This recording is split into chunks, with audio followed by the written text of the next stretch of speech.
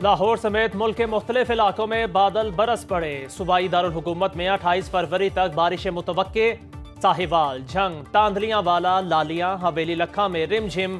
Jacob آباد، کوئٹہ، مستونگ، ڈیرہ بگٹی، چمن، زیارت پشین سمیت دیگر اضلاع میں بارش۔ محکمہ موسمیات کی خیبر پختونخوا، گلگت بلتستان اور آزاد کشمیر میں بارش کی پیشگوئی۔ بالائی علاقوں میں برف باری متوقع۔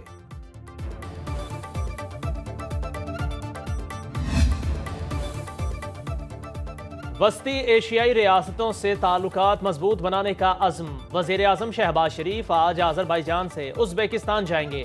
ترجمان دفتر خارجہ کے مطابق وزیر اعظم کو 2 روزہ سرکاری دورے کی دعوت ازبیکستان کے صدر شوکت مرزایوف نے دی ہے۔ شہباز شریف ازبک صدر سے ملاقات کریں گے۔ ازبیکستان بزنس فورم سے خطاب بھی شیڈول۔ دونوں ممالک کے درمیان 2 طرفہ تعاون کے مختلف معاہدوں پر دستخط ہوں گے۔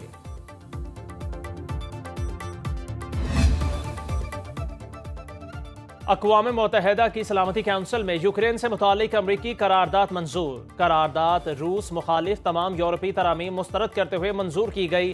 پاکستان، امریکہ، روس، چین، Panama, Somalia, غانا، Algeria, Korea, Syria, Leone نے قرارداد کے حق میں ووٹ دیا۔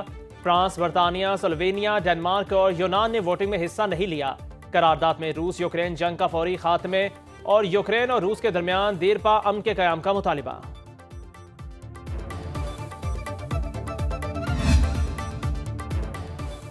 پاکستان کا روس یوکرین میں فوری مستقل جنگ بندی کا مطالبہ۔ اقوام متحدہ میں پاکستان کے متبادل مستقل مندوب عاصم افتخار کا سلامتی کونسل کے اجلاس سے خطاب۔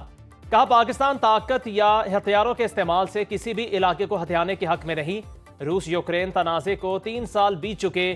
جنگ سے انفراسٹرکچر اور معیشت برباد ہو چکی۔ فریقین بات چیت کے تحت مسئلے کو حل کریں۔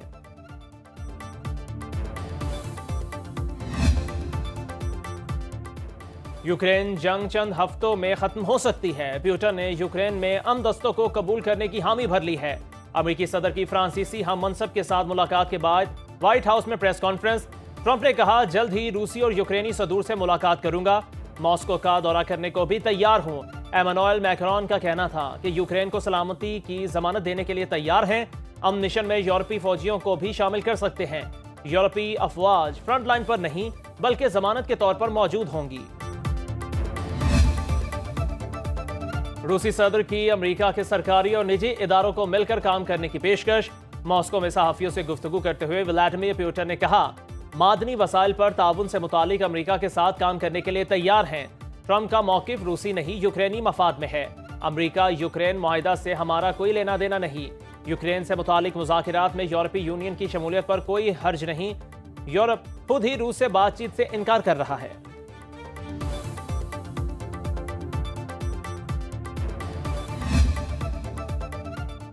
امریکہ کے ساتھ مل کر تنازع کو ختم کرنے اور اقتصادی معاہدے پر کام کر رہے ہیں۔ یوکرینی صدر کا G7 اجلاس سے خطاب۔ کہا امن کے خواہاں ہیں لیکن امریکہ اور یورپ کی مدد کے بغیر حقیقی امن معاہدہ ممکن نہیں۔ اجلاس میں صدر یورپی یونین، کینیڈین وزیر اعظم جسٹن ٹروڈو کی شرکت۔ امریکی اور فرانسیسی صدور، امریکی نائب صدر، جرمن چانسلر اور اطالوی وزیر اعظم ویڈیو لنک کے ذریعے شریک ہوئے۔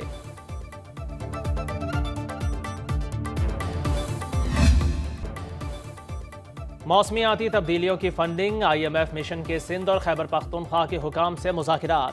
آج پنجاب اور بلوچستان کے حکام سے مذاکرات ہوں گے۔ IMF کا موسمیاتی تبدیلیوں کے ترقیاتی منصوبوں کی جیو ٹیگنگ کا مطالبہ۔ جنگلات اور آبی گزرگاہوں کے نزدیک نئی تعمیرات روکنے، نئی تعمیرات میں روشنی اور ہوا کے بہترین استعمال کو یقینی بنانے کے مطالبات شامل۔ قدرتی آفات سے بروقت نمٹنے کے لیے استعداد کار بہتر بنانے کا مطالبہ بھی شامل۔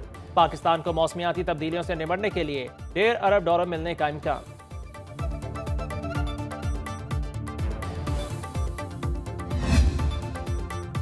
انتخابات میں دھاندلی کی تحقیقات کے لیے بانی PTI کی درخواست سماعت کے لیے مقرر۔ سانحہ 9 مئی اور PTI کے خلاف کارروائی پر انکوائری کی درخواست کی بھی سماعت ہوگی۔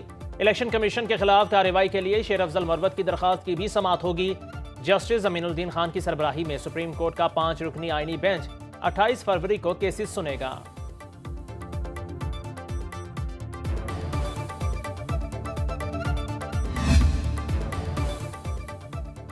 چیف جسٹس یحییٰ آفریدی کا ڈیرہ اسماعیل خان جیل کا دورہ۔ چیف جسٹس پاکستان جسٹس کا کہنا ہے کہ قیدیوں کے حقوق کا تحفظ یقینی بنانے کے لیے جامع قومی جیل پالیسی مرتب کی جائے گی۔ سپریم کورٹ سے جاری اعلامیے کے مطابق دورے کا مقصد عدالتی خدمات کی بہتری اور انصاف تک مساوی رسائی کو یقینی بنانا تھا۔ چیف جسٹس نے ڈی آئی خان، ٹانک اور جنوبی وزیرستان کے سیشن ججز کے ساتھ بات چیت کی۔ دور دراز علاقوں کے ججز کی آن لائن شرکت۔ چیف جسٹس نے ججز کو عدالتی کارکردگی میں حائل رکاوٹوں کی نشاندہی کی ہدایت کی۔ چیف جسٹس کی مسائل حل کرنے کی یقین دہانی۔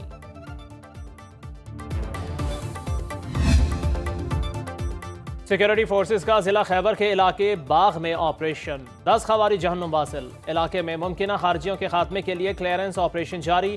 آئی ایس پی آر کے مطابق سیکورٹی فورسز ملک سے دہشت گردی کے خاتمے کے لیے پرعزم ہیں۔ صدر، وزیر اعظم، وزیر داخلہ کا سیکورٹی فورسز کو کامیاب کارروائی پر خراج تحسین۔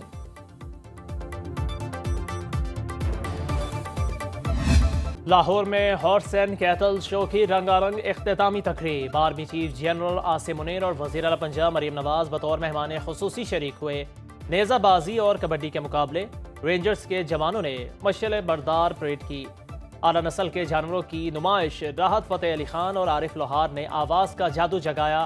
آتش بازی کا شاندار مظاہرہ، لاکھوں شہریوں کی 16 روزہ ہارس اینڈ کیٹل شو میں شرکت، ملکی اور غیر ملکی فنکاروں کی پرفارمنس کو سراہا۔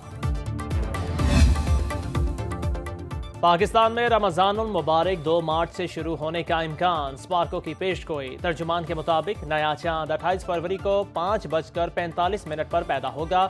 غروب آفتاب کے وقت چاند کی عمر 12 گھنٹے ہوگی۔ رمضان کے چاند کی رویت کا حتمی فیصلہ مرکزی رویت حلال کمیٹی کرے گی۔ سعودی عرب میں 28 فروری کو رمضان کا چاند نظر آ سکتا ہے۔ سعودیہ میں رمضان 1 مارچ سے شروع ہونے کا امکان ہے۔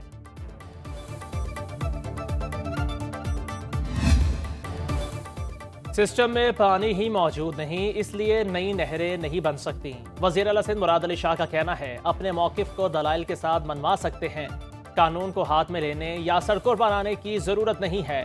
وفاقی وزیر منصوبہ بندی کے ہمراہ پریس کانفرنس میں کہا اس معاملے کو کچھ لوگ اپنے مفادات کے لیے سیاسی جنگ بنانا چاہتے ہیں۔ احسن اقبال نے کہا ہمیں سیاسی نہیں، اقتصادی لانگ مارچ کی ضرورت ہے۔ 2022 کا سیلاب موسمیاتی تبدیلیوں کا نتیجہ تھا۔ ہر کے کوئلے سے سستی توانائی کا حصول ممکن ہے۔ دونوں رہنماؤں کا آبادی کا پھیلاؤ روکنے کے لیے اقدامات پر اتفاق۔ خیبر پختونخوا کے حقوق کے لیے کسی قسم کا سمجھوتا نہیں کریں گے، وزیر اعلیٰ علی من گنڈا پور کا کہنا ہے اگر صوبے کو اس کے آئینی حقوق نہ ملے تو سپریم کورٹ سے رجوع کیا جائے گا۔ سیمینار سے خطاب میں بولے قبائلی علاقوں کے انضمام کے وقت سالانہ 100 ارب روپے دینے کا وعدہ کیا گیا تھا، لیکن 6 سال میں صرف 132 ارب روپے دیے گئے ہیں۔ ہم نے 30 ارب سے ڈیپٹ مینجمنٹ فنڈ قائم کیا، اسے 150 ارب روپے تک بڑھایا جائے گا۔ اپریل تک نیا NFC ایوارڈ دیا جائے۔ وفاق کو پن بجلی کا 200 ارب روپے کا منافع کسی صورت معاف نہیں کریں گے۔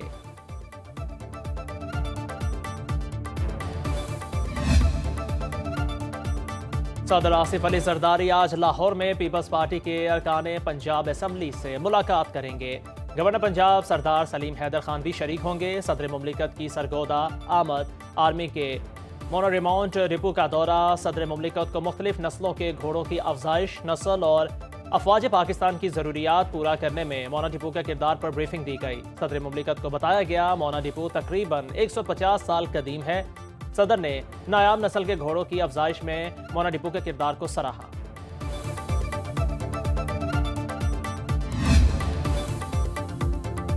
Rangers training centre and school Karachi میں ریکروٹس کی 32ویں پاسنگ آؤٹ پریڈ کی پروقار تقریب۔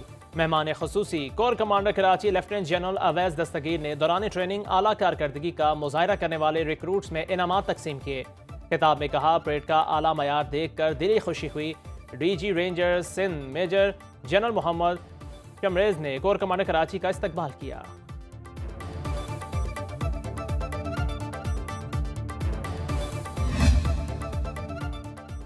مولانا فضل الرحمان کی قطر میں حماس کی مجلس شورا کے سربراہ ابو عمر سے ملاقات۔ غزہ اور فلسطین کی تازہ صورتحال پر تبادلہ خیال کیا گیا۔ ترجمان JUI کے مطابق مولانا فضل الرحمان نے حماس رہنماؤں کو ہر قسم کے تعاون کی یقین دہانی کرائی۔ سربراہ JUI کا کہنا تھا فلسطین آزاد ریاست ہے، اسرائیلی قبضے کی حمایت نہیں کی جا سکتی۔ ابو عمر نے کہا گھروں کی تعمیر، خیموں، دوائیوں اور رمضان میں سحر و افطار کے لیے پاکستانی عوام اور امت مسلمہ سے تعاون کی اپیل کرتے ہیں۔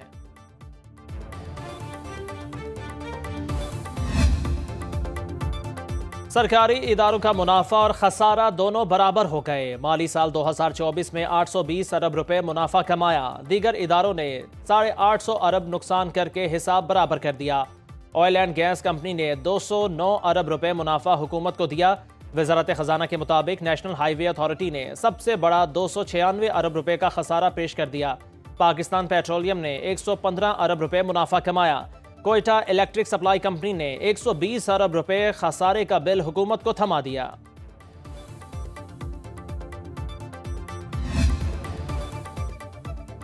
تحریک انصاف کے روپوش رہنما اور سابق صوبائی وزیر میاں اسلم اقبال کے ڈیرے سے لاش برآمد۔ پولیس کے مطابق لاہور کے علاقے سمن آباد میں واقع ڈیرے میں نامعلوم شخص کو فائرنگ کر کے قتل کیا گیا۔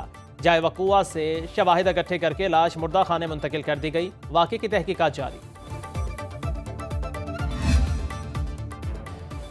کراچی میں 2 محنت کش فرض کی ادائیگی کے دوران دم توڑ گئے۔ نارتھ ناظم آباد لنڈی کوتل چورنگی کے قریب سیوریج کے گڑھے میں گر کر 2 مزدور جاں بحق۔ دونوں سیوریج لائن کی کھدائی کر رہے تھے۔ ایک مزدور پاؤں پھسلنے سے گڑھے میں گرا تو دوسرا اسے بچانے کے لیے گڑھے میں کود گیا۔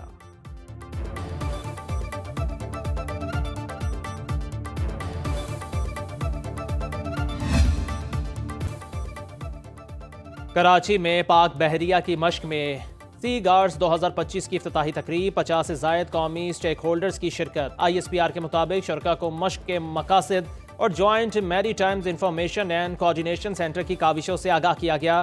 کمانڈر کوسٹ کا کہنا ہے مشق سی گارڈ سمندری راستے سے منشیات، ہتھیاروں، انسانی سمگلنگ اور غیر قانونی ماہی گیری کے خلاف پاک بحریہ کے عزم کا مظہر ہے۔